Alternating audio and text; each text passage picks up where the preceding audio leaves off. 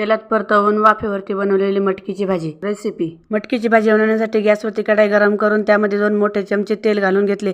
त्यामध्ये जिरं मोहरी छान तडतडवून घेतली। लसूण आल्याची पेस्ट, कढीपत्ता, कांदा घालून छान परतवून घेतले। कांदा 1 मिनिट परतल्यानंतर त्यामध्ये पाव वाटी शेंगदाणे घालून घेतले। शेंगदाणे पण तेलामध्ये छान परतवून घेतले। कांदा शेंगदाणे छान परतवल्यानंतर 1 टोमॅटो कट करून घातला आहे। टोमॅटो 1-2 मिनिटे परतल्यानंतर त्यामध्ये मी पाव चमचा हळद पावडर, 1 छोटा चमचा लाल तिखट, 2 चमचे कांदा लसूण मसाला, चवीनुसार मीठ घालून मसाले तेलामध्ये छान परतवून घेतले व धुवून साफ केलेली मटकी फोडणीमध्ये घालून छान परतवून घेतली। मटकी परतवून झाल्यानंतर 2-3 मिनिटे झाकण ठेवून मंद आचेवरती वाफवून घ्यायची आहे। 2-3 मिनिटांनंतर मटकीचे झाकण काढून छान परतवून घ्यायची आहे। अशीच मटकी मधून मधून चेक करत हलवत आपली मटकी वाफेवरती मंद गॅसवरती छान शिजवून घ्यायची आहे। 10 ते 12 मिनिटांमध्ये आपली मटकी छान शिजते। कोथिंबीर पाव चमचा गरम मसाला घालून परतवून घ्या व सर्व करा। सबस्क्राइब करा।